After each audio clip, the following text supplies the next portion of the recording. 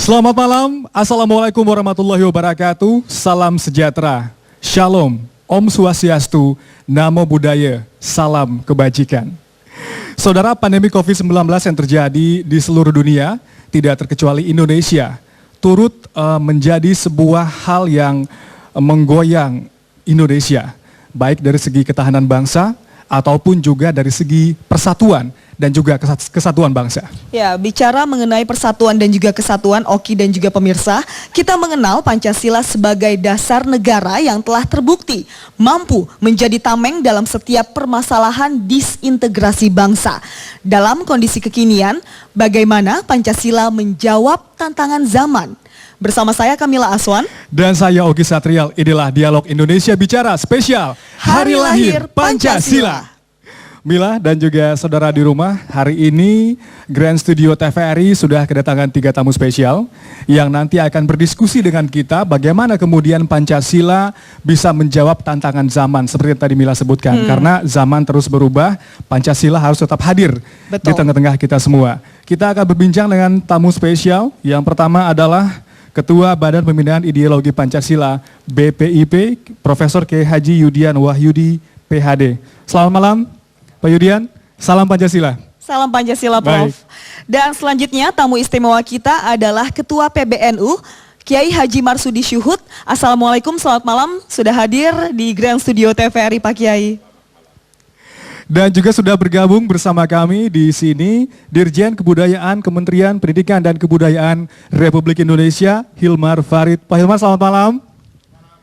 Terima kasih sudah hadir, Pak. Sehat, Pak Hilman? Alhamdulillah. Iya, tetap sehat ya di tengah pandemi ya. Dengan jarak yang sudah kita beri sedemikian rupa. Oh iya, ini cukup ya. Kita juga berjarak, narasumber juga berjarak. Betul. Namun tidak hanya 3 narasumber saja, kita akan bertemu secara virtual nanti dengan 3 narasumber lainnya, yaitu Sekretaris Umum PP Muhammadiyah, Bapak Abdul Muti. Kemudian juga nanti kita akan berbincang secara virtual dengan Ketua Bidang Infokom Majelis Ulama Indonesia, Mas Duki Badlowi, dan juga Wasekjen PBNU, Gus Imam Pituduh. Nah, mungkin kita langsung saja nih Mila ya. Baik, kita akan awali berdialog dengan 3 narasumber kita yang sudah hadir di Grand Studio malam hari ini. Baik, untuk pertama kali kami akan menuju Profesor Yudian. Prof, bagaimana Profesor melihat Pancasila di zaman sekarang, di kondisi yang saat ini kita tahu bahwa tengah berjuang Indonesia melawan pandemi COVID-19 dan tidak terlepas dari yang namanya adanya ancaman disintegrasi, Prof? Terima kasih ya. Saya ingatkan kembali, Pancasila itu lahir tanggal 1 Juni 1945. Pada saat itu sedang terjadi Perang Dunia Kedua. Baik. Ya, kita sudah terjajah 430 tahun kalau dimulai dengan jatuhnya Malaka, Ternate, 1512 Ternate. Kita tidak punya apa-apa. Tapi kita bisa merdeka. Karena kita dianugerahi Tuhan alat pemersatu yang namanya Pancasila ini mempersatukan ideologi konflik internal yang ada di Indonesia hari itu, tapi sekaligus menjadi pembebas. Nah, dengan Pancasila kita terbebaskan. Kita merdeka yang kemerdekaannya itu mungkin 1000 kali atau 2000 kali lebih besar dari yang pernah diperjuangkan oleh pahlawan-pahlawan tanda petik lokal. Seperti Aceh sendiri, Minangkabau sendiri, Jawa sendiri. Yang itu sama sekali tidak terbayangkan. 1, ini katakan tanpa teknologi militer tapi kita merdeka di tengah ancaman perang militer terbesar dalam sejarah. 2, pada tahun 1948 Bung Karno ya sebagai presiden mengalami katakan ada konflik-konflik internal, bahkan ada pemberontakan. Nah, Bung Karno itu kalau bahasa hari ini kira-kira membumikan sila pertama ke dalam sila kedua, ketiga, dan akhirnya kembali ke apa? Perdamaian situ, persatuan itu. Bung Karno menggunakan penyelesaian dari hati ke hati yang namanya halal bihalal. Nah, COVID-19 ini seperti halnya yang dialami Bung Karno hari itu adalah perang gaib melawan hati masing-masing orang. Tidak terlihat ya, Prof? Ya, tidak terlihat, tapi kedahsyatannya mengalahkan teknologi militer Amerika sekalipun. Ya. Nah, yang dulu merupakan kelemahan kita, tidak punya teknologi militer, sekarang teknologi kita tidak berguna untuk menyelesaikan COVID. Nah, yang kedua, dulu keterbatasan alam, laut, apa itu, menjadi penghalang mengapa kita terlalu lama dijajah, sekarang menjadi kekuatan. Ini merupakan salah satu faktor penghambat penyebaran COVID-19. Nah, dengan berkaca balik dengan cerita ini, kita sangat mudah menyelesaikan masalah di sini. Nah, jadi kita kembali ke jati diri kita, ke Pancasila. Nah, dari Pancasila diturunkan kemana? Kalau saya tetap satu dari ketuhanan dulu. Inilah yang nanti membedakan kita di dunia ini. Nah, dari situ lahir gotong royong. Yang gotong royong ini beda dengan banyak negara. Bahkan kita tertinggi kan di dunia dalam menyelesaikan COVID ini. Mengapa? Salah satunya gotong royong kita itu religius. Yang itu merupakan jati diri bangsa Indonesia secara keseluruhan sejak orang ada di Indonesia. Bahwa setiap negara hari itu namanya negara agama. Terserah itu ada Hindu, ada Buddha, Kristen, Islam. Tapi itu dirangkum kembali. Jadi Pancasila ini berangkat dari sesuatu yang betul-betul jati dirinya sendiri. Nah, dengan kembali ke situ, ini sangat mudah membangun gotong royong. Jadi dari ketuhanan turun ke kemanusiaan, kemudian ke persatuan di sini. Nah, karena ada halal bihalal itu mulainya dari hati ke hati, maka akan sangat mudah menyelesaikan konflik internal kita. Jadi apa yang terjadi di Amerika hari ini, saya yakin betul tidak akan terjadi di Indonesia. Baik. Karena kita punya ini, yang namanya halal bihalal, nanti kemudian menjadi Idul Fitri. Salah satu makna Idul Fitri itu back to normal. Baik. Nah, jadi yang namanya halal bihalal ataupun gotong royong merupakan implementasi dari Pancasila juga. Persis, ya. Baik. Nah, itu tadi, tapi ini garis besarnya, itu ada nilai-nilai ketuhanan. Nah, inilah yang menjadi kekuatan kita dibandingkan negara-negara lain yang hari ini mengalami krisis yang sama. Baik. Ya. Kita menuju ke Pak Kiai Marsudi. Pak Kiai, Islam tentu sudah mengenal perbedaan dari dulu. Dari zaman Nabi, kemudian sampai ke Khalifahan, banyak bangsa dan negara yang kemudian ada di bawah kekuasaan Islam saat itu. Bagaimana Islam memandang Pancasila, perbedaan dan lain sebagainya? Bagaimana historisnya begitu, Pak Kiai? Bismillahirrahmanirrahim, bahwa perbedaan itu adalah sebagai sunatullah. Ya. Sunatullah itu sesuatu yang jelas adanya karena diciptakannya manusia pun oleh Allah berbeda-beda. Bahasa yang berbeda-beda. Kalimat-kalimat intonasi yang berbeda juga. Kulit berbeda juga. Begitu pula beragama. Agamanya pun sudah beda-beda. Bahwa perbedaan-perbedaan ini itu adalah sudah sunatullah. Lalu kalau dihubungkan dengan Pancasila, bagaimana yang berbeda-beda ini bisa menyatu, bersatu.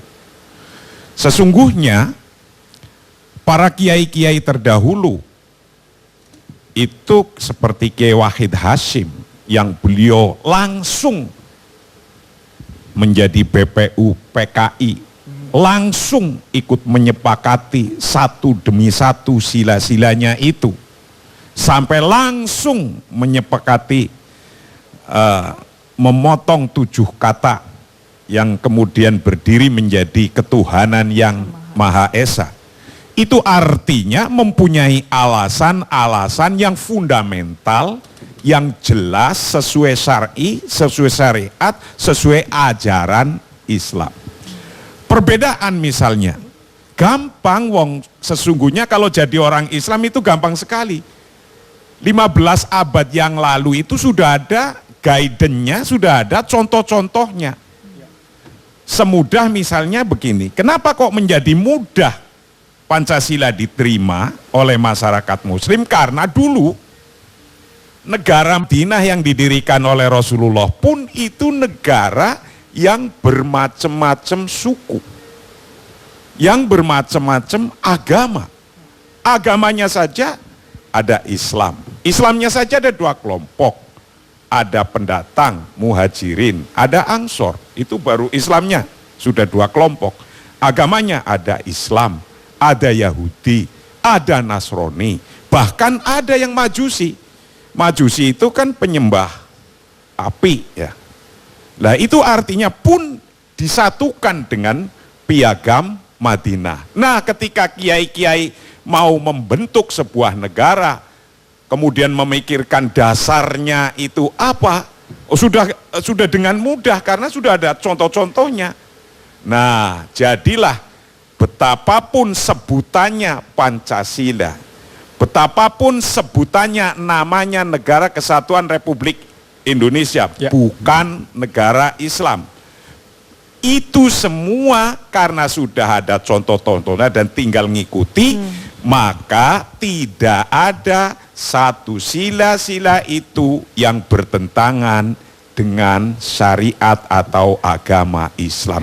Itu kehebatan tokoh-tokoh zaman dulu. Tidak ada ego masing-masing agama yang ada di Pancasila. Semuanya sama begitu ya, Pak Kiai? Lah, dengan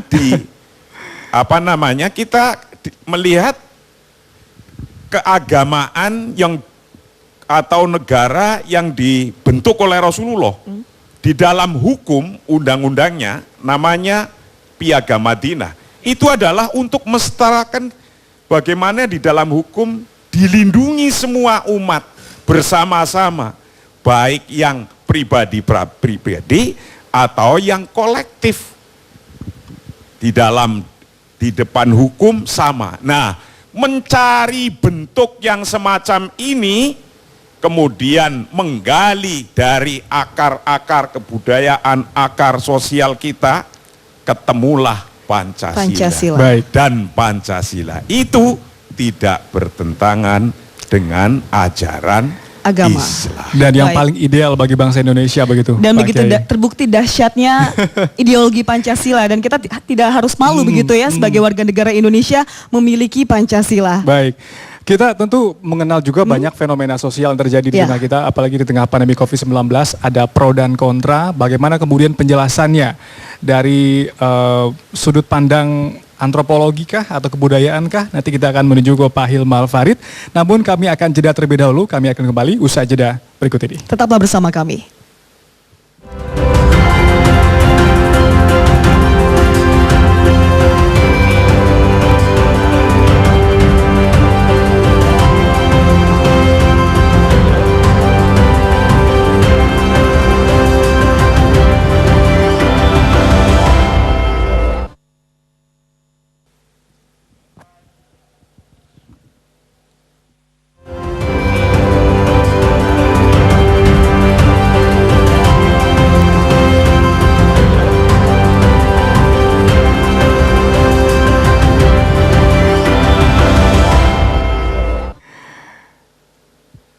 Anda kembali bergabung di Dialog Indonesia Bicara Spesial Hari Lahir Pancasila. Tadi kita sudah berbicara banyak mengenai bagaimana Pancasila dalam pandangan macam-macam perspektif dari sudut Islam juga seperti apa. Nah, saat ini Mila, kita melihat di tengah masyarakat, di tengah pandemi COVID-19, tentu banyak juga kita disuguhi dengan pemberitaan yang terkadang menyajikan informasi ada masyarakat yang saling menyalahkan. Dan tentunya informasi yang membuat keresahan begitu ya Oki ya. Kita akan langsung tanyakan nih kepada Pak Hilmar Farid. Pak Hilmar, bagaimana Bapak melihat fenomena yang terjadi saat ini di masyarakat? Tentu kita saat ini sedang berjuang melawan COVID-19, adanya informasi yang pro dan kontra dan juga adanya beberapa spekulasi yang membuat masyarakat gaduh. Bagaimana memerankan secara maksimal peran Pancasila di tengah pandemi COVID-19 ini? Baik, saya kira kembali ke prinsipnya dulu gitu ya, bahwa Pancasila ini kan sebetulnya bukan nilai yang diciptakan, tapi yang digali dari kebudayaan masyarakat kita ya, dan itu saya kira poin yang sangat penting. Jadi nggak usah dicari-cari bagaimana implementasinya, sesungguhnya dia ada. Nah, tinggal sekarang bagaimana pembiasaan ya dari nilai-nilai itu di dalam kehidupan kita sehari-hari gitu. Dan saya kira kenapa sekarang muncul kontroversi, kebingungan dan seterusnya, itu justru karena kita ini meninggalkan yang lama, ya, tetapi yang baru itu belum dapat, gitu ya. Kurang lebih begitu situasinya. Jadi nggak pas timingnya gitu ya Pak ya. Di tengah ini ada kegamangan, dan di tengah kegamangan segala macam bisa masuk. Nah, problemnya adalah media juga saya kira hari ini ya, itu sangat berpengaruh. Ya, arus informasinya praktis sekarang ini udah nggak ada batas. Kita bisa cari informasi kemanapun juga. Filter untuk itu akhirnya jatuh kepada individu kita masing-masing.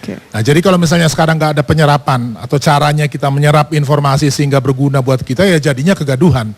Ya, dan itu kita lihat semua sama-sama kita sadari itu sangat tidak produktif. Ada banyak sekali tantangan yang harusnya kita hadapi, mestinya kita fokus untuk menyelesaikan COVID, bagaimana pulih secara ekonomi, hidup di dalam normal baru dan seterusnya, tetapi akhirnya kita malah sibuk membicarakan atau berdebat malah gitu ya tentang hal-hal yang sudah final. Gitu ya, di tahun 45 sudah final, para pendiri Republik ini sudah menyerahkan segalanya untuk memastikan kita punya landasan yang solid, tinggal melanjutkan gitu ya. Jadi poinnya saya kira yang paling penting menghadapi situasi seperti ini menyadari betul bahwa Pancasila ini bukan benda asing. Dia sesuatu yang lahir dari buminya Indonesia, digali oleh para pendiri Republik kita melalui satu proses yang cukup kompleks. Tadi saya kira sudah digambarkan dengan sangat baik oleh Pak Kiai juga, gitu, sehingga menjadi kesepakatan dasar. Itu aja pegangannya. Gitu. Jadi dengan bekal seperti itu, saya kira kita akan mengarungi masa depannya juga lebih mantap. Gitu ya, karena sudah tahu patokannya, apa sih nilai-nilai dasar yang mesti kita pegang, udah nggak ada perdebatan. Inilah dia gitu. Jadi buat saya sekarang ini mungkin diskusi yang paling penting di masa sekarang, mestinya bagaimana nih, ya kita mengamalkan Pancasila sehingga kita betul-betul bisa mencapai cita-cita yang juga ada di dalam pembukaan Undang-Undang Dasar kita, di dalam dasar konstitusi kita. Baik. Kami kembali ke Pak Yudian. Tadi menarik Pak Hilmar mengatakan tidak perlu kita mencari implementasi dari Pancasila karena ini sebuah nilai yang sebetulnya sudah ada dan sudah digali sejak lama begitu ya Pak.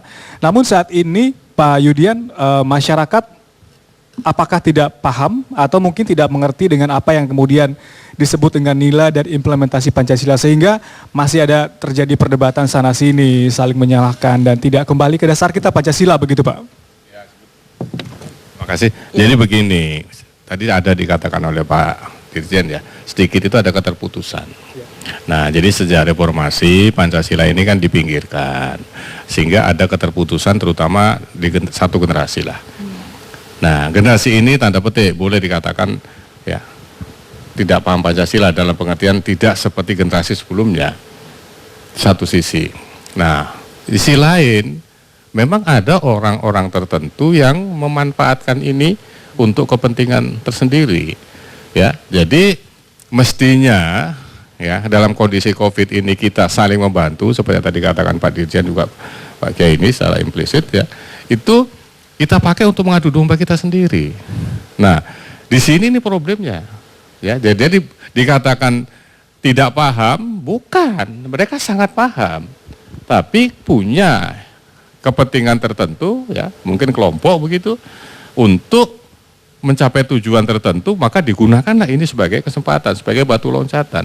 Disitulah peran hoax itu tadi yang dikatakan ini masalahnya di sini, yang filternya jadi pribadi-pribadi tadi, karena dengan media sosial ini kan terjadi lompatan amplifikasi. Nah, sekarang setiap orang tanda petik menjadi otoritas, maka terjadilah benturan yang sangat besar di sini, karena setiap orang sekarang kalau menggunjing dulu kita hanya 1-2 orang begini, sekarang semua orang gunjingnya itu masuk ke dunia ini, ya.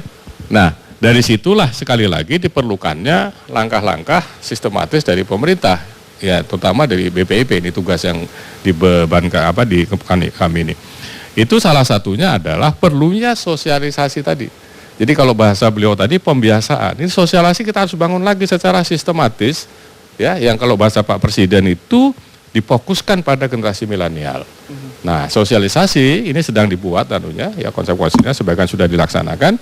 Itu dari TK ada sendiri, dari SD beda lagi, SMP, SLTA, SLTPCA beda lagi, bukan tidak seterusnya. Nah, disinilah kira-kira nanti sosialisasi ini beda dalam banyak hal, ya, dengan yang ada di zaman sebelumnya. Nah, di zaman dulu ada yang namanya training itu pelatihan, ya, yang sering dikatakan integrasi begitu, itu tetap akan dipakai, tapi disesuaikan dengan kebutuhan generasi per generasinya, jadi tidak sama. Nah, tapi itu perlunya dilakukan pembiasaan tadi. Betul. Di situ negara harus hadir, ya. Nah, itulah kira-kira salah satu peran BPIP ke depan. Baik, berarti itu adalah formulasi khusus yang diaplikasikan untuk generasi-generasi selanjutnya begitu ya Prof ya? Ya. Tentunya menjawab tantangan-tantangan di era milenial sekarang. Salah satunya kita kalau itu menggunakan psikologi milenial. Apa yang disukai milenial? Misalnya ini sebagai contoh saja, ya. Kita akan ada apresiasi ikon Pancasila. Kita ada lomba menulis cerita pendek. Ini pesertanya anak-anak ya, itu mahasiswa ke bawah gitu. Nah ini juga peserta lomba orasi. Ya. Nah terus kemudian pidato di sini orasi, kemudian lagi film pendek. Ini bagian-bagian yang kita hasil penelitian menunjukkan yang paling digemari oleh generasi milenial. Nah ini juga yang terakhir ini adalah lomba pembuatan cerita permainan tradisional dalam bentuk video. Karena dengan permainan tradisional kita itu sebenarnya banyak unsur-unsur atau nilai-nilai kepancasilaan yang diselipkan. Nah ini hilang karena tadi yang dikatakan ini gempuran media global yang pengaruhnya itu ke kita, sehingga anak-anak kita yang sudah tanda petik terputus dari Pancasila masih ditambah dengan budaya global yang setiap hari muncul. Nah makanya kita bangkitkan juga, salah satunya adalah permainan tradisional.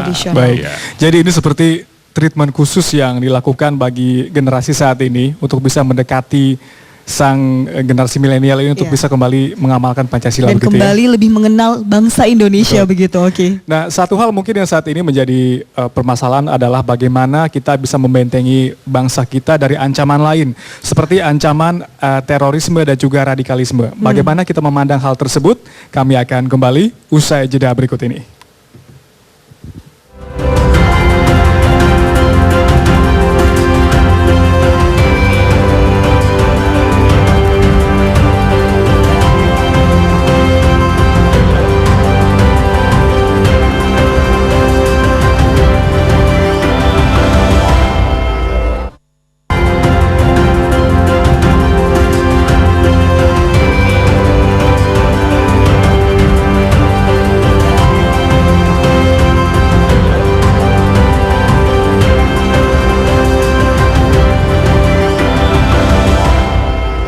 Selamat malam, kami sampaikan bagi Anda yang baru saja menyaksikan Dialog Indonesia Bicara spesial Hari Lahir Pancasila. Dan kami masih berbicara mengenai implementasi Pancasila di zaman kekinian begitu ya. Tadi kita sudah berbicara banyak bagaimana Pancasila bisa meredam banyak sekali ancaman yang kita hadapi saat ini di bangsa Indonesia. Kali ini kita akan bertemu secara virtual dengan Sekretaris Umum PP Muhammadiyah, Bapak Abdul Muti. Selamat malam Pak, Assalamualaikum. Selamat malam. Waalaikumsalam warahmatullahi wabarakatuh. Selamat malam Mas Oki, Mbak Mila. Baik, terima kasih Pak sudah bergabung bersama kami di Indonesia Bicara TVRI. Ya. Pak, tadi kami sudah berbicara cukup banyak begitu ya mengenai tantangan yang dihadapi oleh bangsa Indonesia di zaman kekinian. Salah satunya adalah ancaman pandemi COVID-19 dan berbagai ancaman lainnya. Mengenai Pancasila tentu ini satu hal yang bisa menyatukan kita di saat banyak silang pendapat yang terjadi saat ini. Bagaimana Islam dalam memandang perbedaan? Tadi sudah saya tanyakan kepada PBNU, kemudian dari Bapak bagaimana Pak memandangnya hal ini? Perbedaan itu adalah sunnatullah dan perbedaan itu adalah kekayaan yang dimiliki oleh Islam dan kekayaan yang dimiliki oleh bangsa Indonesia. Bangsa Indonesia ini bisa lebih maju dengan kekayaan, bangsa Indonesia ini bisa lebih maju dengan kekayaan kultural yang dimiliki. Halo? Ya, silakan Pak. Ya, jadi bangsa Indonesia memiliki kekayaan kultural dan kekayaan spiritual sebagai modal untuk kita. Ya, halo ya? Ya, silakan Pak, dilanjutkan. Ya, jadi bangsa Indonesia memiliki kekayaan sosial, kekayaan kultural, dan kekayaan spiritual yang merupakan modal untuk kita bisa bersama-sama menyelesaikan berbagai persoalan kebangsaan yang sekarang ini tengah kita hadapi. Agama manapun mengajarkan kepada kita untuk saling berbagi dan tolong-menolong ketika sedang ada kesulitan. Dan semangat untuk tolong-menolong itu dalam ajaran agama disebut sebagai ta'awun, yang artinya kita ini saling berbagi dan kemudian saling memberikan bantuan kepada mereka yang sedang dalam kesulitan. Semangat saling menolong itu diikat oleh ikatan kemanusiaan dan diikat oleh ikatan kebangsaan. Sehingga karena itu maka ada dua nilai penting dalam Pancasila itu yang menjadi nilai dasar untuk kita ini senantiasa bergandeng tangan satu dengan yang lain, yaitu nilai kemanusiaan yang adil dan beradab dan nilai persatuan Indonesia yang dijiwai oleh spirit dan ajaran ketuhanan yang Maha Esa. Kalau ini bisa kita sinergikan bersama-sama, saya kira tidak ada masalah yang tidak bisa diselesaikan. Karena dengan berbekal persatuan, dengan berbekal ikatan kemanusiaan dan ikatan kebangsaan itu, maka masalah bangsa ini siapapun yang menghadapi adalah masalah kita bersama-sama. Kesulitan yang dihadapi oleh siapapun di negeri ini adalah kesulitan kita bersama-sama. Karena Indonesia ini adalah rumah kita bersama. Indonesia ini adalah tempat kita bersama-sama meraih keselamatan dan meraih kebahagiaan. Karena itu maka kita tidak bisa meraih kebahagiaan kalau yang lain itu menderita, dan kita tidak bisa meraih kesuksesan kalau kita ini berjaya sendiri di atas penderitaan yang lainnya. Baik, jadi saya menangkap ada satu benang merah antara Pak Abdul Muti dengan Pak Kiai Marsudi tadi yang mengatakan bahwa perbedaan adalah sunatullah. Artinya sebuah keniscayaan yang ada di tengah-tengah kita, begitu ya Pak Abdul Muti? Betul, ya. Baik, Pak Abdul Muti, lantas bagaimana Pancasila dalam perspektif Islam, contohnya dalam referensi kitab klasik, Pak? Kalau Muhammadiyah sendiri memandang bahwa negara Pancasila ini sebagai Darul Ahdi Wasyahadah. Indonesia ini adalah rumah kita bersama, dan adanya Indonesia ini merupakan kesepakatan di antara para tokoh bangsa dan merupakan rumah di mana kita harus melakukan yang terbaik yang bermanfaat bagi sebesar-besar masyarakat dan bangsa Indonesia.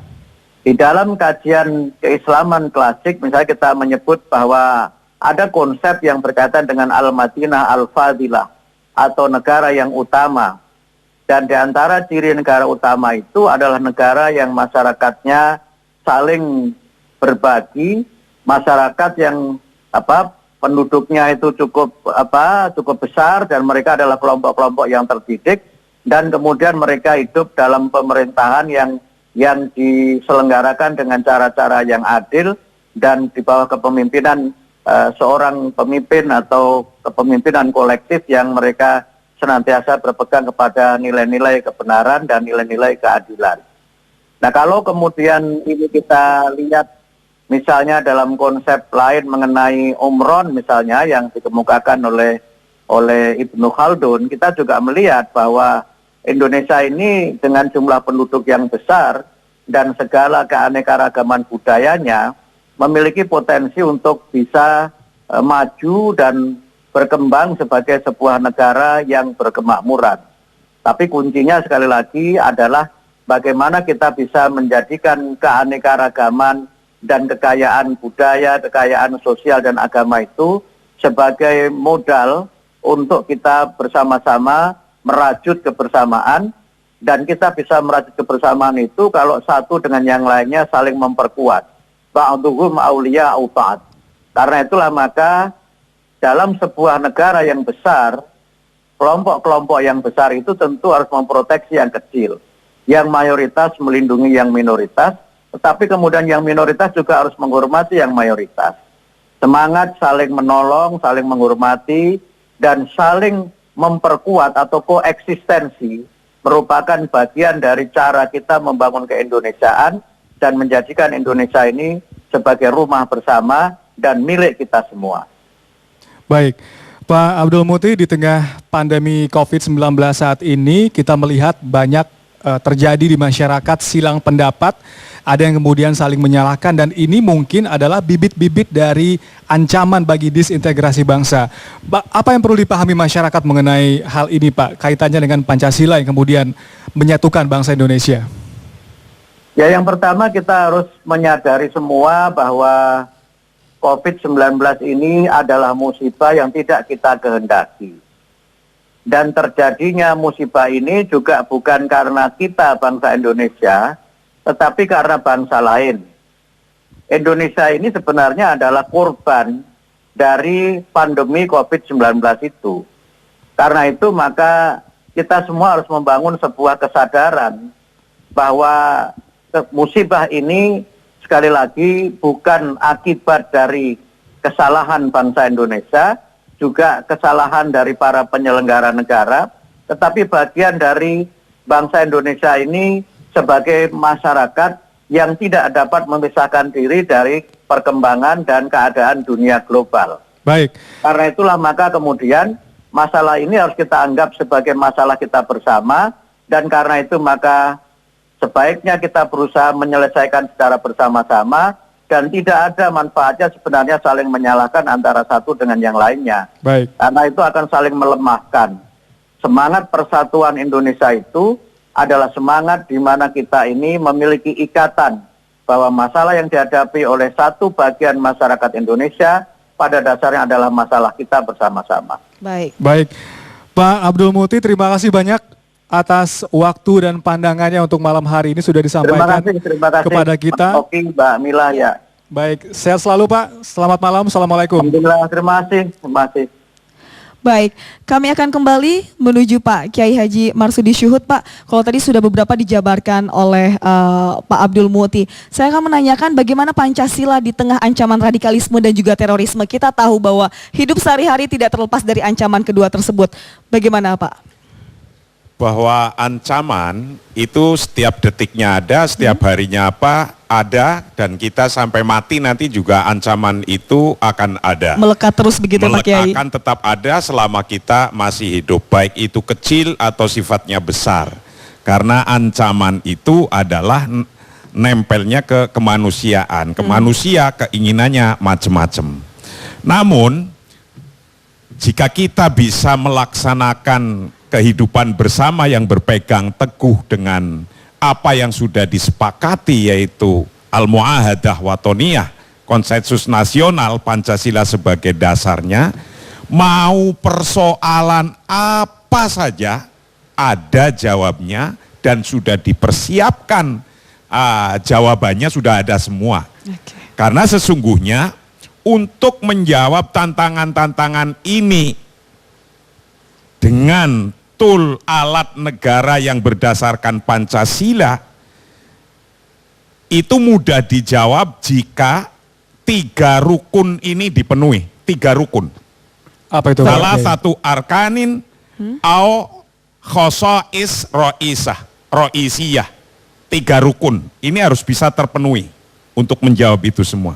Yang pertama, al-jam'u baina tsabat wa tatawwur au khosatil madhabi wan nidham.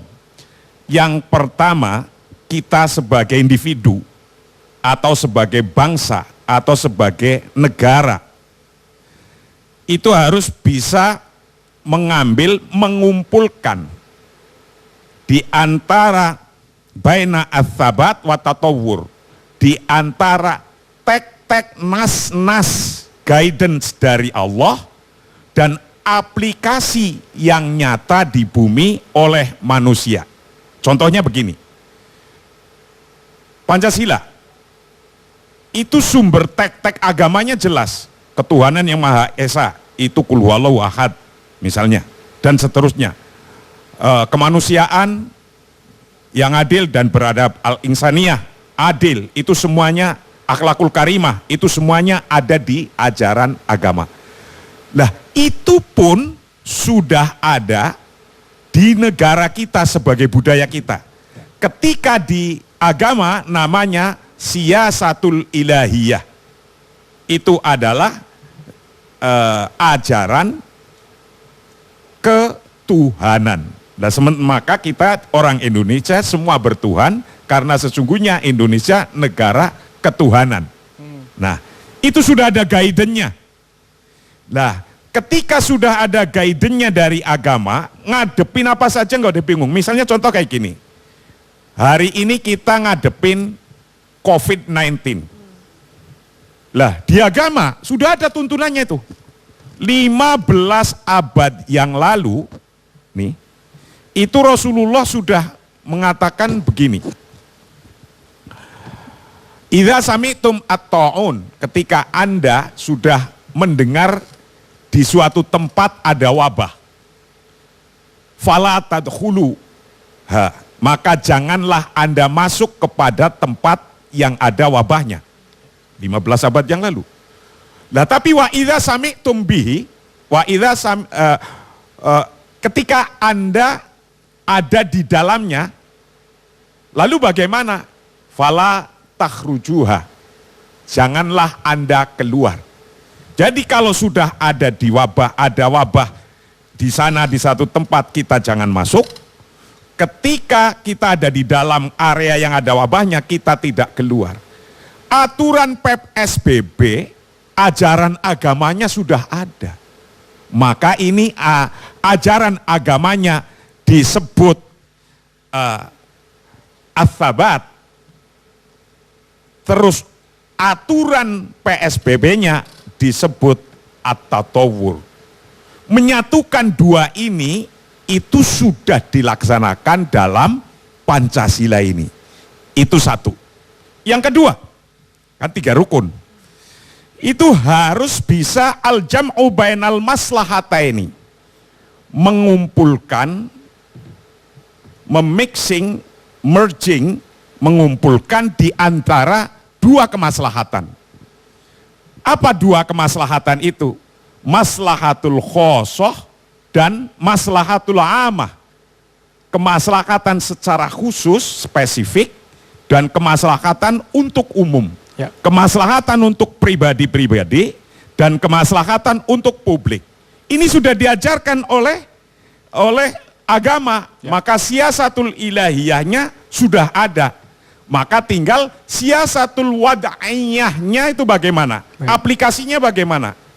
Maka ketika misalnya masjid itu mau ketika di lockdown itu untuk jangan atau tidak sholat jamaah di masjid dulu dan tidak sholat Idul Fitri di masjid dulu, itu secara uluhiyahnya, secara agamanya sudah ada guidance-nya. Sudah ada guidance-nya. Maka ketika ada guidance-nya, kita sholat Baik. wajib, jamaah sunat. Ini maslahah satu. Tapi kalau sholat, kalau berkumpul-kumpul jamaah nanti ditakutkan tertular. Padahal hifdzun nafsi a'dhamu maqasidis syariah. Menjaga jiwa adalah tujuan syariah yang terbesar. Baik. Lalu ketika bertentangan semacam ini, antara kepentingan yang khusus dengan kepentingan yang umum, maka kudima al'am. Baik, Dahulukan yang umum, maka tetapkan yang umum itu dilaksanakan. Baik. Yang khusus padahal secara individu kita ingin sholat jamaah, itu kemudian diakhirkan. Itu rukun yang kedua. Ketika Baik. ada 2 maslahah 2. Nomor 3, masih nomor 3, terusin Iya. apa enggak? Silakan, Apa nanti Pak. lagi? Singkat saja, Pak. Nomor 3, al-jam'u bainal masalih al-madiyah wal hajat ar-ruhaniyah. Bagaimana bisa mengumpulkan antara kemaslahatan material dan kemaslahatan ruhaniyah. Jadi kita itu orang hidup di dunia, khususnya di Indonesia yang landasannya adalah Pancasila ini, itu tidak sekedar hidup itu materi. Kita harus bangun ini infrastruktur ini. Itu tidak. Tapi ruhaniyah pun dibangun.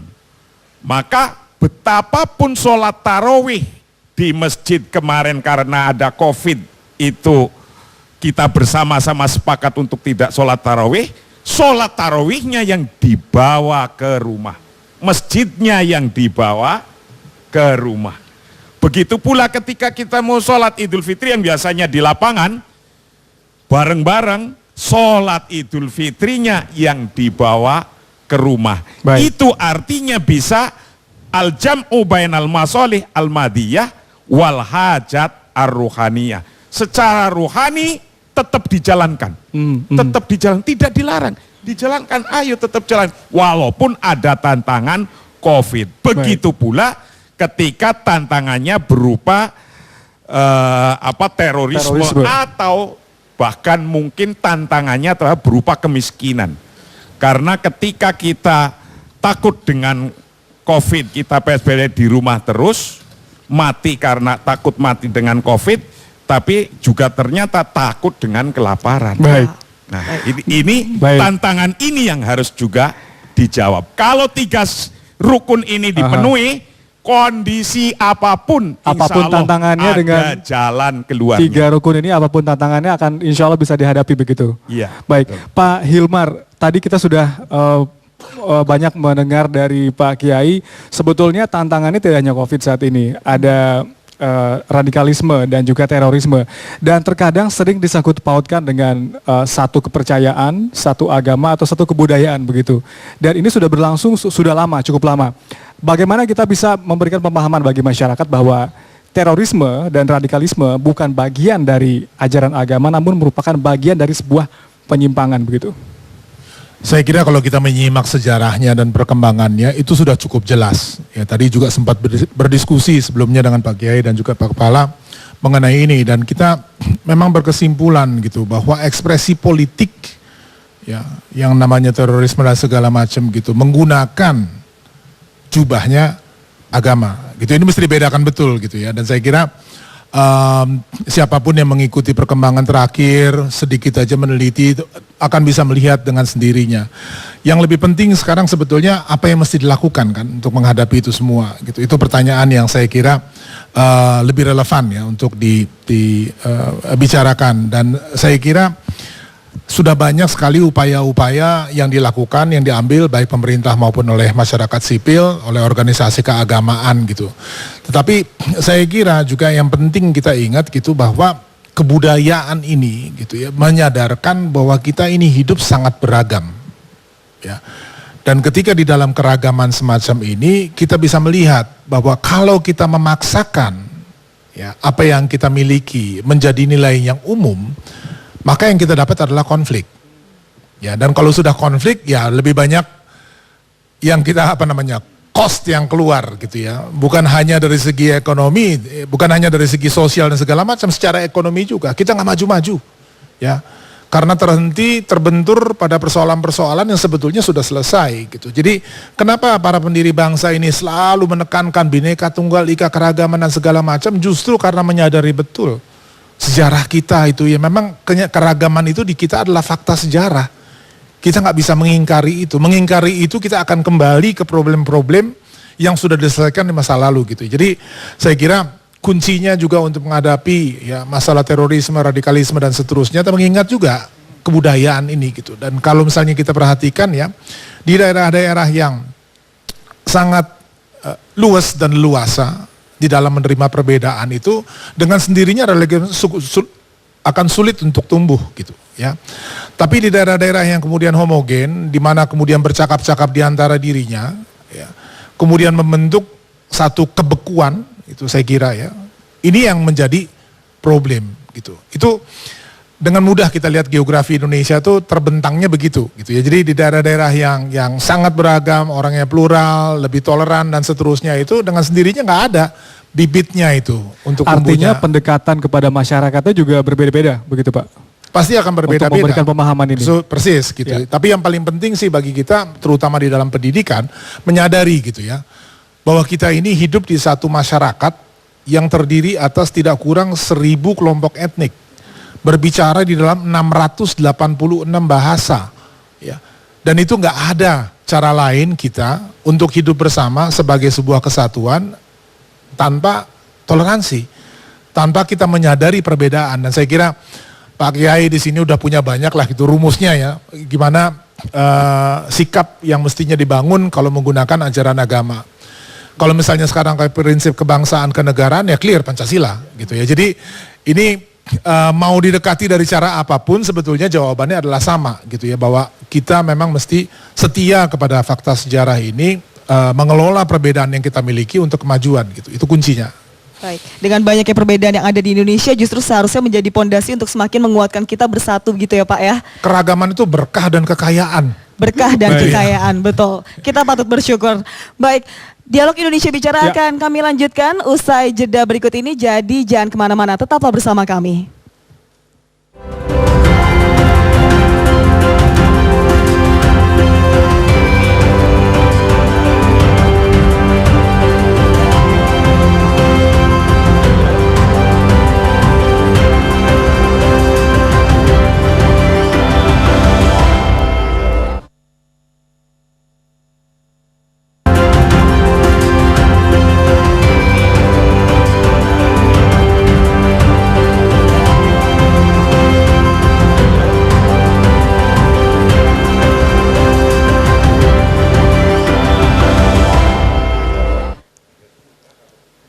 Ya, masih dari Hari Lahirnya Pancasila bersama saya Kamila Aswan. Dan saya Ogi Satrial, kita berada di program Indonesia Bicara. Betul.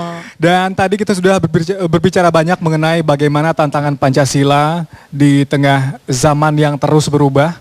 Kali ini kita akan bertemu secara virtual dengan Ketua Bidang Infokom Majelis Ulama Indonesia, Bapak Masduki Baitlawi. Selamat malam, Assalamualaikum Pak.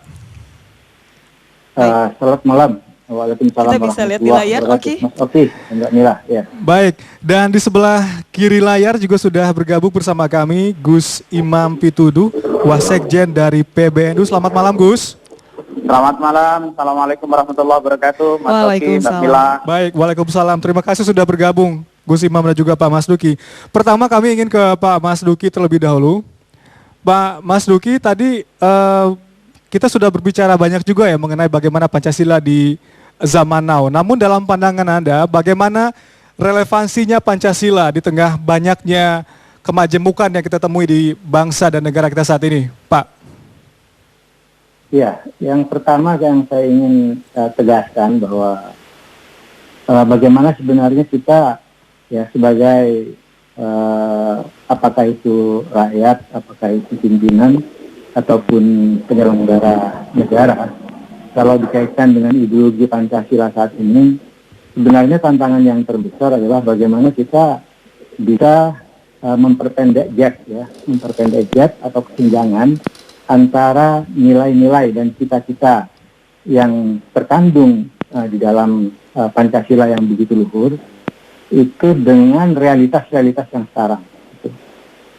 Itu saya kira menjadi tanggung jawab kita semua, dan saya kira malam ini kita bertemu ya dalam konteks lahirnya Pancasila 1 Juni. Saya kira dalam rangka itu kita senantiasa berikhtiar ya untuk bagaimana menyambung gap yang jangan sampai terlalu jauh antara nilai-nilai yang ideal yang diinginkan, yang dicita-citakan oleh ideologi Pancasila itu dengan realitas kehidupan masyarakat kita. Satu contoh yang paling jelas kita saat ini, kalau misalnya berbicara mengenai masalah ekonomi, ya, kesenjangan luar biasa terjadi di negara kita, dan ini saya kira adalah tantangan kita. Jadi kita jangan pernah berhenti untuk berjuang ya, untuk berikhtiar bagaimana agar kebijakan-kebijakan ekonomi kita itu inspirasinya adalah nilai-nilai Pancasila. Saya kira itu, karena kalau kita lihat perkembangannya dari sejak ideologi Pancasila itu dilahirkan sampai saat ini gitu ya, justru kalau kita lihat secara ekonomi kita justru makin jauh nilai-nilainya, dan di sini adalah tantangan kita. Itu saya kira yang pertama. Yang kedua begini, ada satu refleksi yang menarik bahwa sebuah ideologi itu akan hancur, akan bubar kalau terlalu jauh antara nilai-nilai yang diidealkan dengan realitasnya. Satu contoh adalah bahwa kita tahu Karl Marx itu pernah merumuskan satu ideologi yang disebut dengan ideologi sosialisme. Dan kemudian ideologi sosialisme dan komunisme itu akhirnya kenapa komunisme bubar? Salah satu sebabnya karena terlalu jauh antara nilai yang dicita-citakan, yaitu masyarakat tanpa kelas ya, dengan kenyataan-kenyataan di dunia yang ada saat ini. Akhirnya sekarang ya yang namanya komunisme itu tinggal kerangkanya saja. Misalnya kayak Cina, itu saya kira negara komunis, tapi secara ideologinya nggak jelas, karena apa? Karena ekonominya adalah ekonomi kapitalisme. Satu contoh seperti itu. Dan negara-negara lain yang mengklaim diri sebagai negara komunis saat ini juga sama. Jadi orientasi nilai ekonominya itu sudah jauh berubah dari apa yang diinginkan oleh Karl Marx pada mulanya. Nah, kita harus belajar dari situ. Jadi kita belajar betul saat ini bagaimana kalangan milenial ini saat ini betul-betul supaya betul-betul paham, dan kita sebagai pimpinan bagaimana bisa mendekatkan jarak ini antara nilai-nilai, orientasi nilai dari Pancasila itu dengan kehidupan nyata. Apakah itu bidang ekonomi, apakah itu bidang-bidang, ya kita urutlah mulai dari sila pertama sampai dengan sila kelima. Itu saya kira hendaknya kita terus berikhtiar untuk bagaimana mengorientasikan ya langkah kita, kemudian juga kebijakan kita semuanya supaya terinspirasi dari nilai ini. Jangan sampai kemudian nilai lain atau ideologi lain di luar negara kita yang justru menjadi inspirasi atas kebijakan kita. Itu sangat berbahaya. Baik, selanjutnya kami akan ke Pak Mas Duki. Pak Mas Duki bagaimana? Maksud kami ke Gus Imam, bagaimana relevansi Pancasila di era tantangan kemajuan masyarakat? Tanggapan Mas? Ya, Mila dan Oki di studio, terima kasih. Pertama, kami ucapkan minal aizin wal faizin, mohon maaf lahir batin pada pemirsa TVRI dan yang ada di studio, Pak Kiai Marsudi, saya belum sempat ketemu itu, dan ada Kang Hilmar, ada Kang Yudian, teman-teman semuanya. Pertama, saya pengen mengajak kita melihat serbuan yang paling penting yang sedang kita hadapi sekarang. Kita sedang menghadapi 4 serbuan besar, atau lebih kerennya kita sebut sebagai perang. Perang hari ini bukan perang fisik, tetapi pertama yang saya definisikan sebagai pop culture war. Ada perang kebudayaan pop yang ini juga harus diantisipasi karena serbuan pop culture ini akan menggerus ideologi Pancasila kita. Yang kedua yang harus diantisipasi adalah digital war.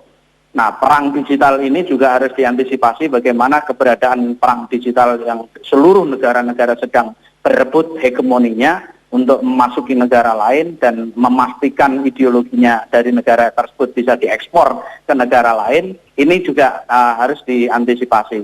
Yang ketiga adalah currency war, perang mata uang. Nah, ini penting juga, yang nantinya akan berubah dari tradisional atau konvensional currency berubah menjadi digital currency. Ini juga harus diantisipasi karena ideologi Pancasila juga harus bisa mengantisipasi ini.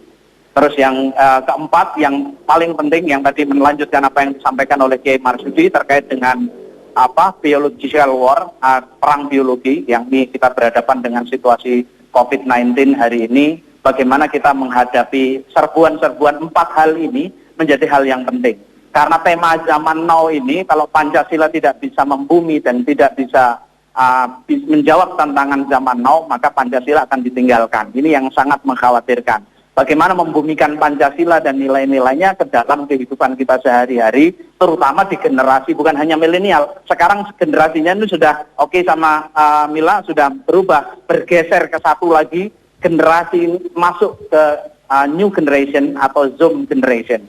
Generasi baru ini. Zoom generation ini memungkinkan semua orang terkonek dan terhubung meskipun lagi physical distancing, bisa berhubungan dengan siapa saja.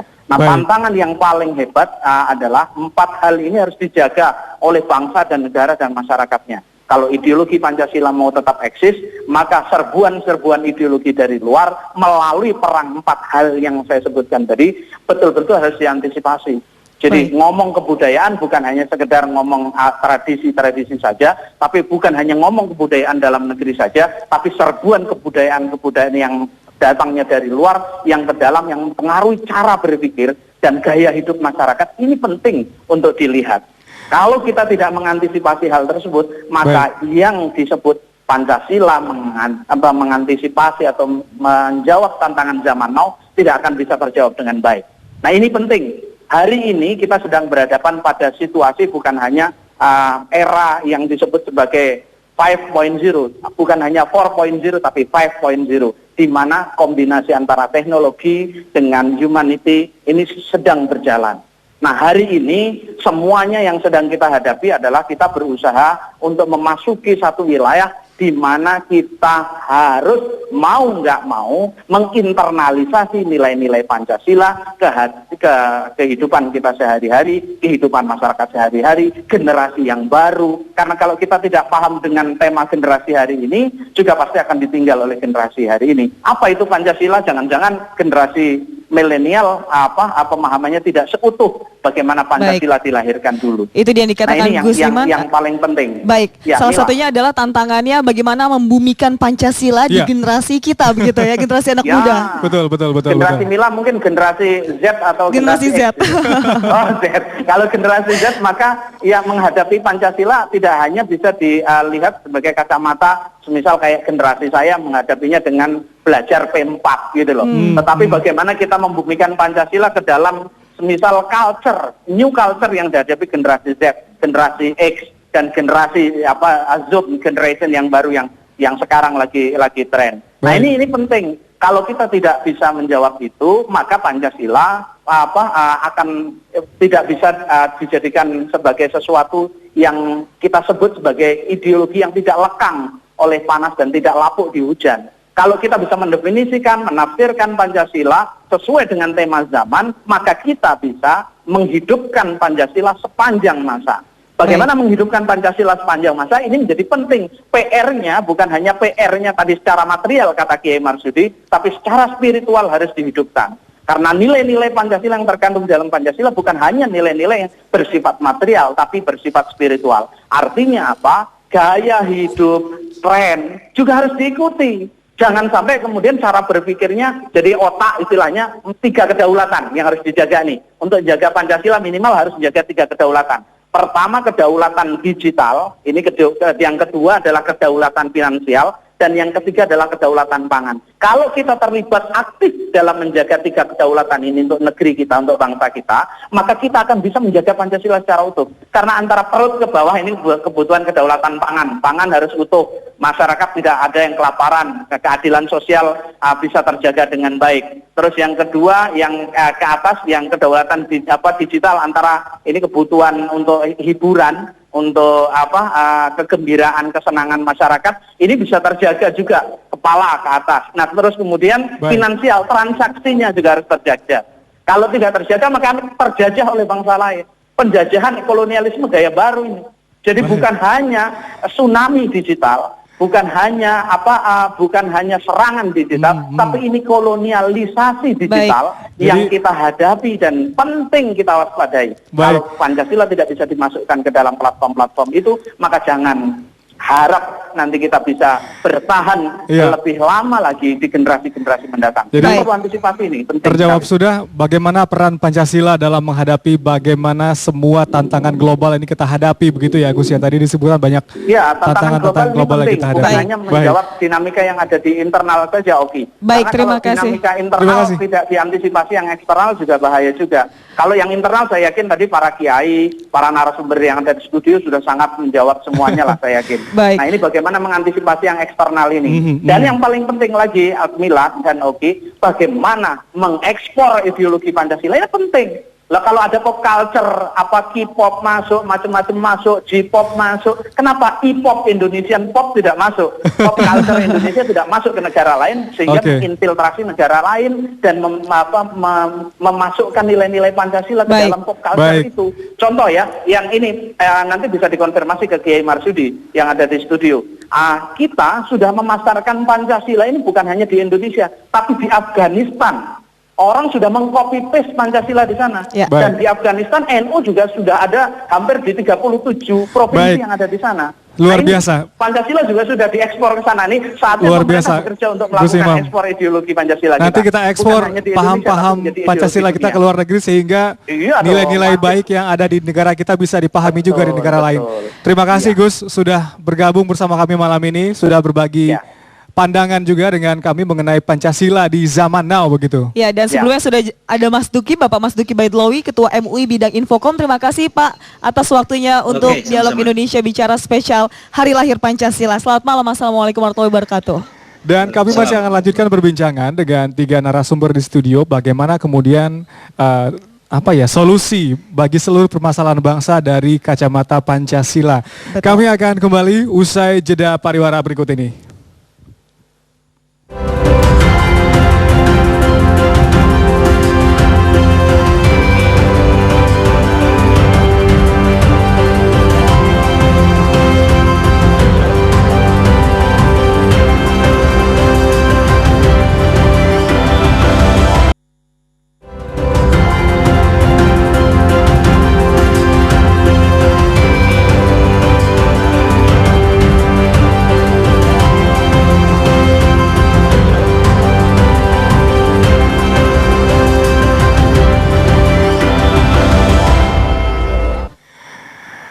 Anda kembali bergabung di Dialog Indonesia Bicara spesial Hari Lahir Pancasila. Kita berada di segmen terakhir.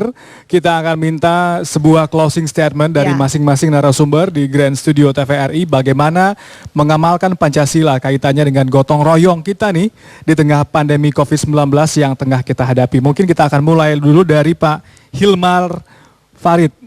Silakan Pak, closing statementnya seperti apa? Baik, karena kita menghadapi satu masalah yang sangat besar sekarang, pandemi COVID-19. Sudah ada langkah yang diambil yaitu pembatasan sosial berskala besar. Kita sekarang perlu gotong royong berskala besar. Ya, jadi ini adalah langkah yang sangat penting, sangat konkret dan gak usah ditunggu mulainya dari mana. Mulainya dari elemen-elemen yang kecil. Ya, jadi langsung dari masyarakat bisa melihat apa kebutuhan yang ada di sekelilingnya, itu yang dijawab. Ya. Jadi nggak usah terlalu besar kita mikirnya, tetapi fokus kepada apa yang ada dalam lingkungan. Insya Allah kalau semua orang melakukan hal yang sama, kita akan bisa mencapai ini gotong royong berskala besar. Gotong royong berskala besar. Baik, selanjutnya Pak Kiai, bagaimana Pak Kiai memandang gotong royong di pandemi COVID-19 ini? Jadi untuk membumikan Pancasila di tengah-tengah kehidupan masyarakat yang sedang mengalami cobaan-cobaan atau bahkan mengalami pagebluk COVID-19 semacam ini, yang diikuti dengan persoalan ekonomi yang mungkin sekarang biasanya hidup cari makan sehari, kerja sehari bisa untuk makan satu hari, yang kemudian sekarang mungkin tertutup karena orangnya pada di rumah. Intinya menghadapi problem-problem ini tidak lain adalah huwa tahqiqut ta'awun wa takamul baina mukhtalafin nas wa syu'ub wa daulil alam. Mengaplikasikan ta'awun, yaitu gotong royong, tolong menolong, ta'awun di muka bumi ini dari yang sekecil-kecilnya. Kalau tetangga kita membutuhkan makan hari ini karena tidak mendapatkan kerjaan sehari-hari, maka kita harus apply di situ, harus tahqiq, harus menyatakan, harus ikut mau tolong menolong, wattakamul, dan saling melengkapi, saling membantu. Setiap individu kekurangan pasti ada, setiap pemerintah kebijakan kok kurang pasti ada. Nah, ketika kebijakannya juga mungkin kurang sedikit-sedikit, perasaan kita harus bisa memenuhi at-takamul baina mukhtalifin nas, antara orang yang berbeda-beda, wasyu'ub yang berbangsa yang berbeda-beda, wadaul al-alam al-mukhtalif, dan juga negara yang berbeda-beda. Baik, kemudian Prof. Yudian terakhir Prof, bagaimana kita mengimplementasikan Pancasila di tengah pandemi saat ini, Prof? Ya, terima kasih. Jadi saya kembali ke sila pertama. Marilah gotong royong ini kita niati sebagai ibadah, gitu ya. Nah, ibadah di sini kalau dalam bahasa Islamnya ibadah ghairu mahdhah, ya. Ibadah dalam pengertian luas yaitu membangun peradaban. Maka gotong royong yang disumbangkan itu adalah gotong royong kifayah, ya. Berdasarkan kalau bahasa Pak tadi kebutuhan langsung, ya, beliau ini dengan berbagai lingkungannya. Jadi setiap orang menyumbangkan peran yang bisa dia lakukan berdasarkan minat, bakat, dan keahliannya. Nah, dengan diniati untuk beribadah, maka dalam bahasa saya, dalam menggunakan bahasa fikih, bahasa hukum Islam, kita beribadah kepada Tuhan. Ya, kalau orang Islam kan Allah Subhanahu wa taala melalui negara Pancasila. Apa maksudnya?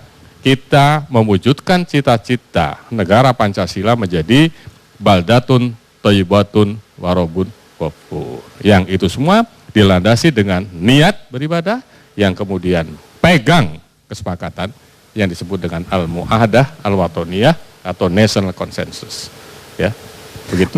Baik. Terima kasih Profesor K. Haji Yudian Wahyudi, PhD. Kepala BPIP sudah hadir malam ini di TVRI, kemudian Ketua Umum PBNU Kiai Haji Marsudi Syuhud. Terima kasih Pak Kiai sudah berbagi pandangan bersama kami malam ini, dan juga Pak Hilmar Farid, Dirjen Kebudayaan Kemendikbud Republik Indonesia. Terima kasih atas waktunya Pak untuk TVRI. Dan sekedar untuk mengatakan spirit gotong royong yang memang tidak terlepas dari jati diri bangsa Indonesia, bahwa Indonesia berhasil menempatkan posisi pertama sebagai negara paling dermawan dan sedunia Pak, berdasarkan survei Charities Aid Foundation, sebuah lembaga amal berbasis di Inggris. Nah sekarang kita tanya diri kita nih, kita sudah dermawan apa belum ya? Kalau itu jangan dibicarakan begitu ya. Baik, menjadikan Pancasila sebagai falsafah hidup adalah sebuah keharusan bagi setiap insan di Indonesia. Mengimplementasikan butir-butir Pancasila bukanlah sebuah kemustahilan. Usaha bersama dengan niatan tulus tanpa terselubung kepentingan busuk sudah barang tentu memuluskan jalan menuju ke arah Indonesia yang diharapkan sesuai dengan pesan yang disampaikan melalui 5 dasar negara, yakni Pancasila. Saya Indonesia, saya Pancasila. Akhirnya saya Kamila Aswan. Dan saya Oki Satrial, terima kasih Anda telah bersama kami, Televisi Republik Indonesia, media pemersatu bangsa. Selamat malam, salam Pancasila. Sampai jumpa.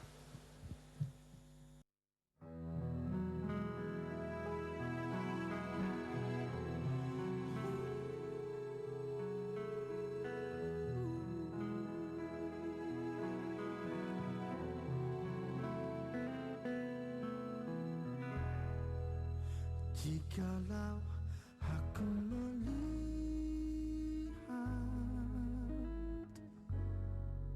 gunung-gunung membiru,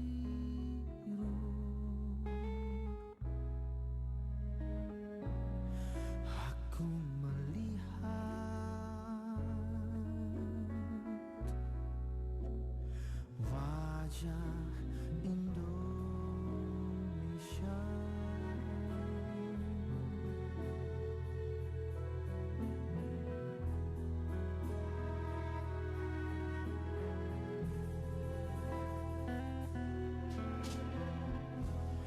Jikalau aku mendengar lautan membanting di pantai bergelora, aku mendengar suara Indonesia.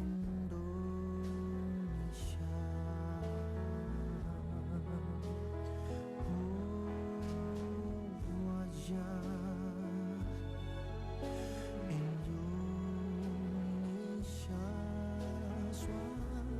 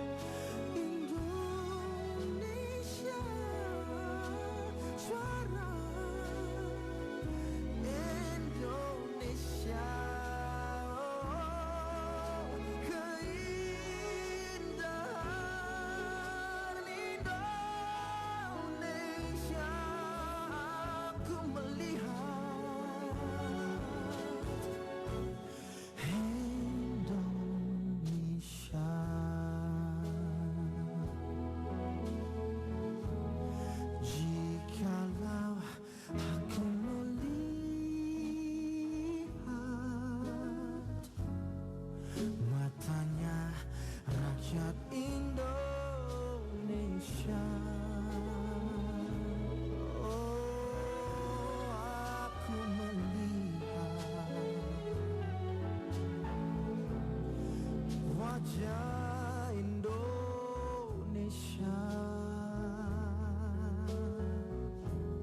Oh, aku melihat wajah Indonesia.